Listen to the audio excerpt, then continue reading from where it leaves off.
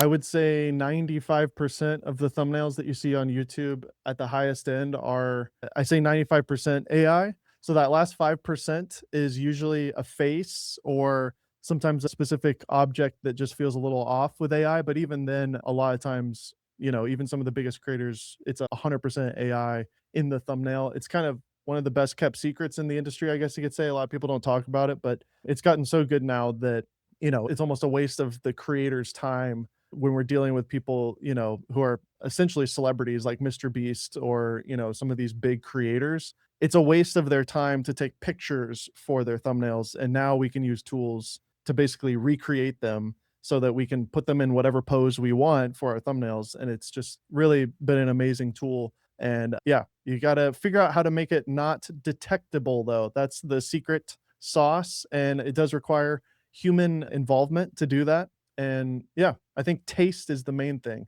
You have to have a good taste and understanding of what looks good, what gets the click, the psychology of the click. And yeah, I'd be happy to share some of the tools that I use to do that with you guys. Oh my goodness, I'm so excited. Like, just even the fact that you said that there's like a kind of little secret sauce in there as well. I'm like, yes, we're getting all the tea. I'm super pumped. Do Absolutely. you think you could start by showing us some thumbnails that are good compared to some that are not so good? Sure. So I've got my screen share pulled up here. This is a creator named Any Austin that I started working with about 6 months ago. And his style is he's on a green screen. I'll just click into one of these thumbnails here or one of these videos here. And his style is basically like the thumbnail. And that's one of the key ingredients, honestly, of making a good thumbnail is being honest with your designs and delivering on what the potential viewer is seeing. So I'm always looking at the way that the video was shot, the way that it was filmed, and kind of matching that energy. That way, when you look at the thumbnail and you click into it, you're not being misled by what's actually in the video. So you can see here that Austin records himself. He always has that same t-shirt. He always has those glasses. He always holds the microphone and he's always on a green screen. And so we take that same kind of overall aesthetic and apply that to our thumbnail designs. And the all of these designs here are mostly AI, but mixed with real assets. And for the most part, all of those images of Austin are usually photos that he takes on his iPhone. And that's one of the really big secret ingredients I feel with thumbnail design. Here's another creator I work with, Noel, and we do the same thing with him where we have all of the elements basically, like you can see here, are AI generated behind him, but then the actual face, the reaction face is a real photo. And that's not always the case. Like in this one here, the teaching a 1-year-old how to use prediction markets,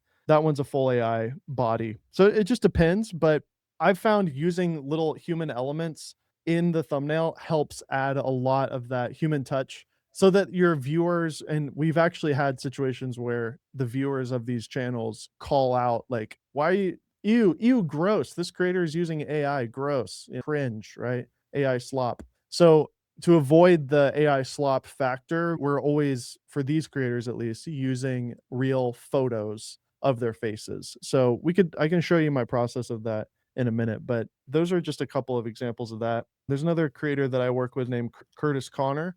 I don't work with him anymore. I actually taught him how I spent about 2 hours with him on a Zoom call, and I taught him how to he wanted to do it himself, but I was working for him for about 2 years. So all of these starting with Stop Filming Strangers all the way up to the last one I designed for him was this tiger one. So, and you can see how he was getting 8 million, 11 million views, 10 million views back then, and now he's only getting 2 and 3 million. So I don't know. Maybe he'll have to give me a call someday, but I'm not gonna take all Wow. the credit. But so all of these are using a lot of combinations of, again, real assets, but then also AI assets. So for example, here, this one, my quest to find the weirdest 90s toy ever.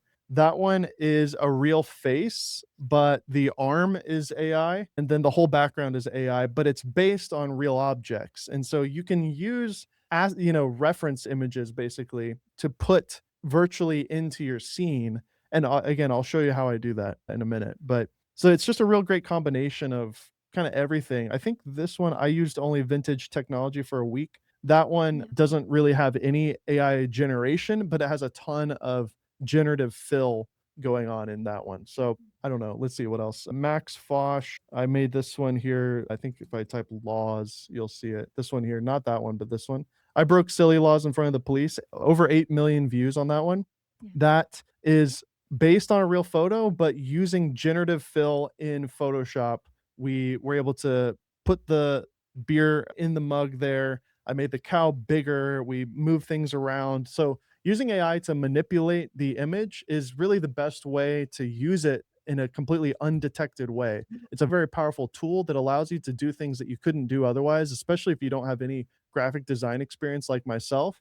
And yeah, it's just an amazing tool. So that's just a quick kind of summary of just some of the clients I've worked with and some of the, just a few of the little thumbnails that I've done. If you want to watch the entire episode, click here. And if you want to watch more episodes like this, click here.